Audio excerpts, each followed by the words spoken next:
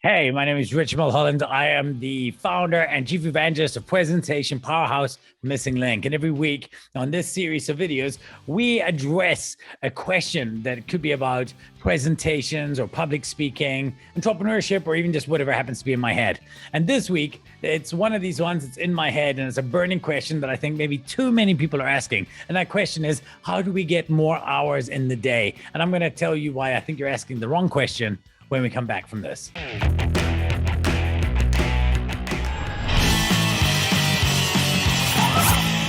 So, how can we get more hours in the day? Well, you were given more last year. How's that working out for you? Because last year, everything changed. All of a sudden, you know what happened? You didn't have to sit through this. Now, I ride motorcycles, so that was not really a problem for me. I wasn't worried about traffic. It wasn't a big deal. However, I still had a commute. So I used to go from meeting to meeting to meeting. And, I would allow for myself to maybe do some internal staff meetings, maybe some emails and, work at the office, and then probably 4 big client meetings that I would do in a day. And if I did that, I'd be very happy. So 20 good client meetings a week. That's great. All of a sudden, everything changed because now my meetings are here, and this is a whole lot more efficient. I'm not driving from meeting to meeting. I've saved all of this time, but there's still one little issue at play here that I think a lot of people aren't grabbing onto. And this is a concept that I spoke about in my book, Legacide, that I wrote. I'm not saying you have to buy it, but if you wanted to, serving suggestion, right? In Legacide, and I actually talk about the idea that, how long is a meeting? If I said to you, I'm going to come to your office, we're going to have a meeting, I'll be there, next Thursday at 2, and we agree that's a good time. What people would have done in the past is they've gone from 2 to 3, because the assumption is that a meeting is an hour. But what happens if I needed 15 minutes? What happens if I needed 30 minutes? That wasn't a thing. So our day was full with all of these meetings. We expected to drive for 30 minutes, have a meeting for an hour, drive for another 30 minutes, and that was your day.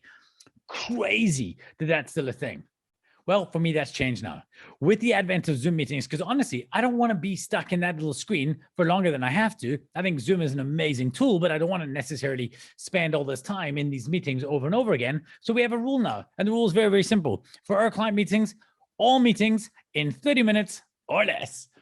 30 minutes or less to have a meeting. Honestly, there's basically no brief that I've had yet in which we couldn't get through it in 30 minutes or less. Because there are some meetings that need to be 15 minutes, a follow-up with a customer. I just want to take them through some of the content or ideas we have. So the original brief might be 30 minutes, and then a 15-minute follow-up, a week before the show or a day before the show, something like that.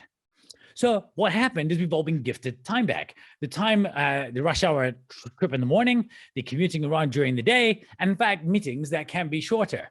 It's kind of like when you got a pay rise before, and all of a sudden, the month you get a pay rise, you're like, what? Rain from heaven. Life is good. You're like, you get money, everyone gets money, everything is amazing. And then you're feeling like super rich, and all of a sudden, boom, it's gone. Like, hey, well, what happened? Like, where did this go? And all of it, within like 2 months, how did I ever survive without that pay raise? Well, now what's happening is I'm hearing the same narrative again. Geez, I need more hours in a day. I'm so busy. I don't understand. What have you done with all of this time? Because if I look at companies, like we've been nearly given back double the amount of productivity in many ways. I promise you, I'm not making double the amount of money with the same amount of people. It's not like that. So there must be something at play. So what do people do? Well, last year, everything changed. And we know that people had a surplus of time because Netflix doubled the amount of your time from like 2 to 4 hours per day per person. And like, I know you want to say you weren't doing it, but I know what you were doing. You were like over there watching this guy here, like stroke tigers and stuff like this. Hey, we all did it. Like, I'm not judging. This is not a place of judgment, right? So we were all caught up doing different things, but now that's settled down and no one's got time left. We're not driving. Well, some people aren't driving. We're not going from client to client to client to meeting to meeting to meeting. And yet people are still saying, oh, we're so busy. And the other thing is that a lot of people have gone back from 30-minute meetings to 1-hour meetings. Why? And there's a small little maybe, oh, yes, but it's that social bonding and things like this. You know what? You can figure that out in a shorter period of time. You don't need it. We are at war. There is a battle happening right now, and it is happening for your calendar. Everybody is out there trying to steal your time, time for meetings, time for internal meetings, time for calls, time for presentations, webinars, you name it, people want it. This is crazy. We got to take this fight back. And I want to share with you some of these strategies and thoughts around how to do that. Strategy number one, tip number one, nobody should have access to your calendar. Let me just caveat that. I have an assistant. She has access to my calendar, but more to protect me from it, to help me manage my calendar, not to steal time from it.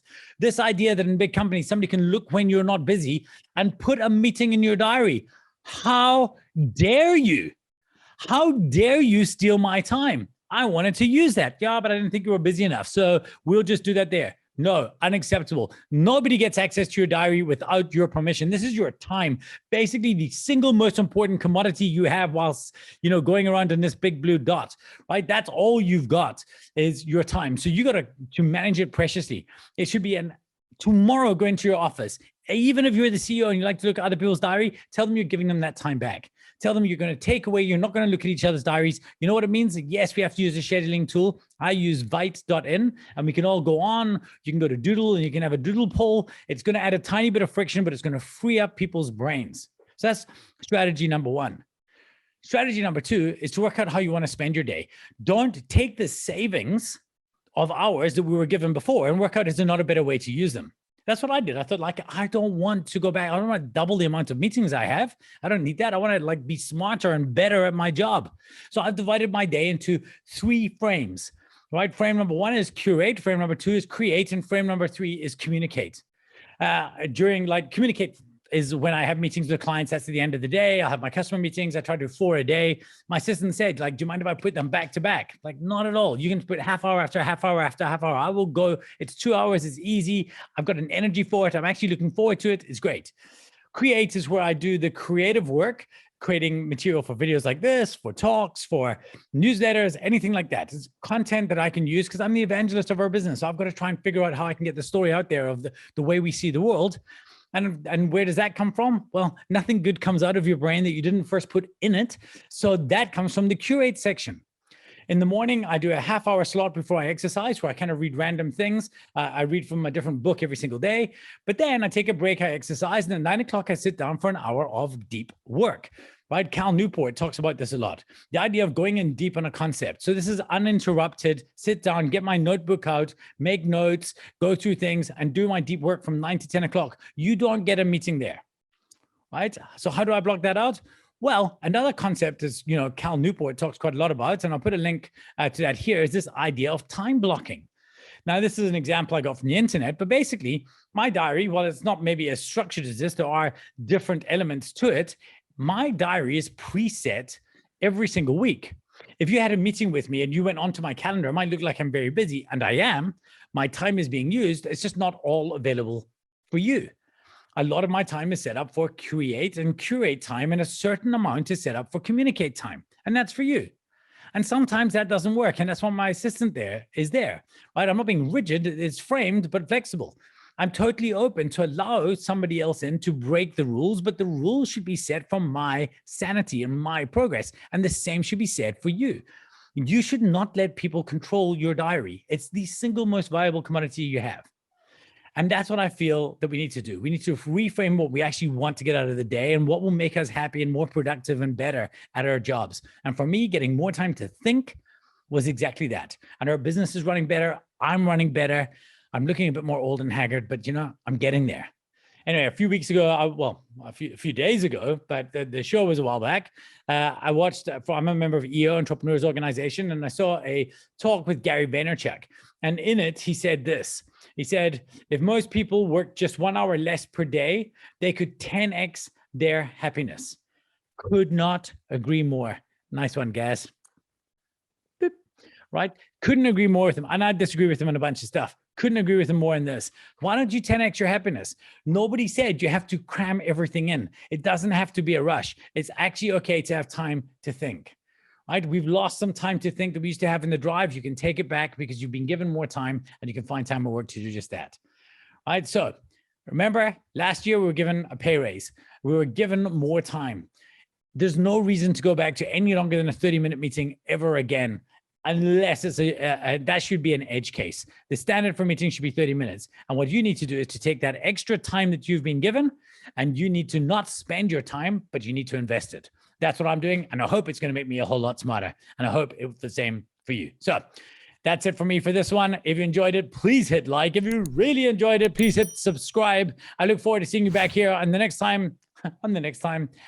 I look forward to seeing you back here the next time. And until then, lead loud.